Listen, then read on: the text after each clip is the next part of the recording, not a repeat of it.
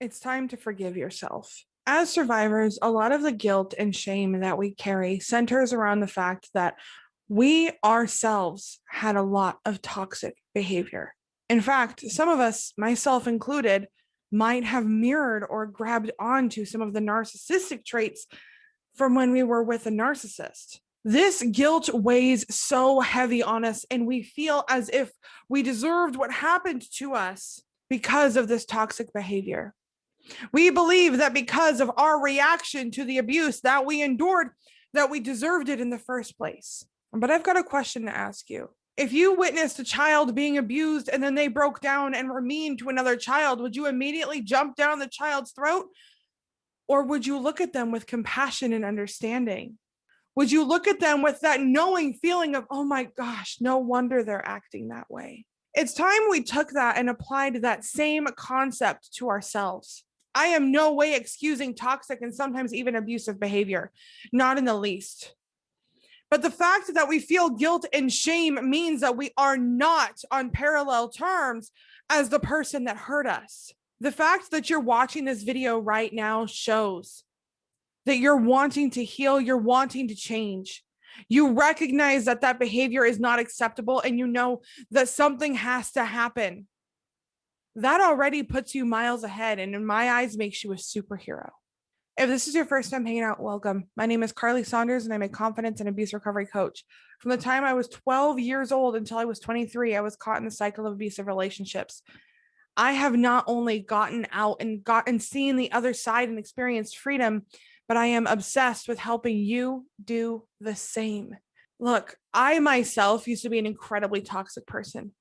I was mean and I was cruel. This was done in an attempt to control something, anything, because my life was so out of control. I felt like from the moment that I was a child, that my entire life was in someone else's hands and that I had no sense of control over anything, not even my own body. And so I lashed out and I took control in the way I knew how, which was being manipulative and hurting for the sake of hurting. I wanted to make other people hurt because I was hurting so desperately. I did not think it was fair that they got to live a life of happiness and I didn't. And while that is definitely hard to admit in such a public way, I say this because I know that I'm not the only one. And again, I am in no way excusing the behavior that I put out, not at all. I recognize how horrible that was. And sometimes even now I see shadows of her begin to creep out of the corners of my life. And frankly, it scares me. The difference, however, between me and the people who hurt me, the difference between me and the abusers of the world is that I looked at my life and I recognized that yes, hurt people. And if I want to stop hurting people, I need to change. I took responsibility for my life and my behavior. The control that I found was not in manipulating other people, but in recognizing that I may not have had a choice then, but I have a choice now. I get to take control of my life and I get to choose how I react to certain situations. And that does not mean lashing out in anger. It took me a really long time to reach this point. But the reason I share all of this with you is because if you relate to this, I want you to know that you are not alone. And it is high time for you to stop beating yourself up because of the actions that you did when your brain was in survival mode. When your brain is just trying to survive, it does not juggle everything appropriately. When your brain is healthy, it may be able to control 10, 11, 12 balls. It may be able to keep them all up in the air, but when in survival mode, its stamina is taken away. Its health is taken away. Its ability to do anything other than basic survival is taken away, so it doesn't care about anybody else but its own survival. Does this mean that the people who hurt you went through stuff? Yes, hurt people hurt people. The difference, however, is that you are taking responsibility and you are choosing to heal. Again, this is in no way excusing any sort of negative, toxic, abusive behavior. But if you can look at your life and choose to change and choose to heal and take radical responsibility, I do not believe that it is your job to beat yourself up. That's only going to do the opposite of everything that you're trying to do. A huge part of healing is taking responsibility for your life and training your brain to see that there's life outside of anger, outside of grief, outside of loneliness. But if all you are doing is beating yourself up time and time and time again, you are only reminding your brain how worthless it really is. And it's only going to stay in survival mode, which means it's only going to get more and more toxic. I understand that this guilt weighs very heavy. I understand that it seems wrong to want to even let go of this guilt, because it's like, what do you mean? I deserve this. I don't know how to live this life without this guilt. As heavy as it is to bear, I don't even know how to stand up straight. When you have spent your entire life hunched over carrying this weight of guilt, the idea of taking it off can seem even more scary, because standing up straight isn't something you've done. And when you take off that guilt, there's pain, because you have to work your body back into a place of being able to sit up straight. And I know that that's an oversimplification, but I say this because I want you to understand that I know that feeling. I know how wrong it feels to let go of the guilt, because all you can see is all of those people you hurt. And you know that the person who abused you doesn't feel any guilt at all. And if you need to separate yourself from the person that hurt you, you have to feel that guilt, because without that guilt, you're just one of them. But thank goodness that's not true. You do not have to walk around hunched over carrying the weight of guilt.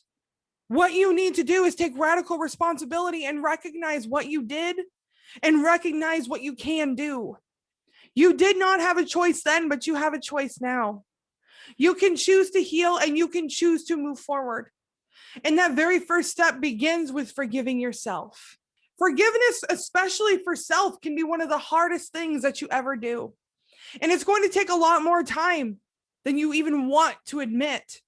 Heck, I am still on this journey myself, and I began my radical forgiveness of self a couple of years ago, and I'm still working on it.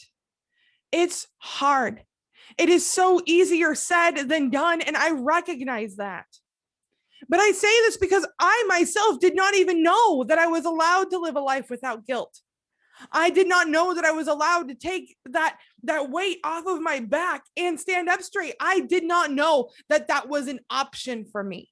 I do not want you to live the next month, year, decade, not knowing that it's an option for you.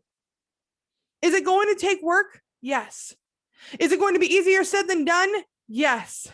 Is it going to be a continual choice where it's 10 steps forward and 8 steps back? Yes. But once you get that guilt off and you begin to move and you begin to see what it feels like to not have that weight, and how much more free you are, and how much you can give back to the world when you get that weight off, and how much more mobile you are, you'll understand why I was so in your face about it. You deserve to live a life that is guilt-free. You deserve to live a life where you are no longer beating yourself up for the actions that you did when you were just trying to survive. You deserve more. You deserve self-forgiveness. If you can, if you are in a place right now where you're able to do this, please, please, please do this exercise with me. Whether you are laying down, sitting on the couch, sitting in a chair, I want you to sit up nice and tall, or lay with your shoulders down away from your ears. Take a big deep breath into your nose, and this is going to be a belly breath, not a chest breath. A chest breath can increase anxiety, and for those of us who have anxiety, we don't need that no more. This is going to be a belly breath. You're going to take a big deep breath into your nose and out through your mouth, and you're going to feel your belly expand and contract with each breath. After our first breath, I'm going to have you say something, and I want you to repeat after me. So first, into your nose, out through your mouth. Repeat after me. I deserve forgiveness.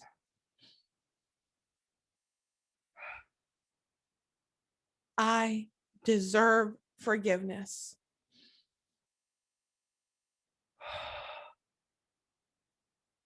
I forgive myself.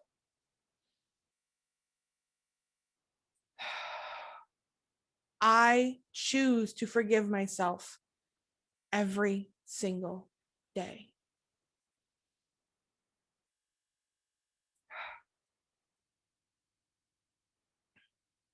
I know those statements can seem heavy, and I know they can seem uncomfortable.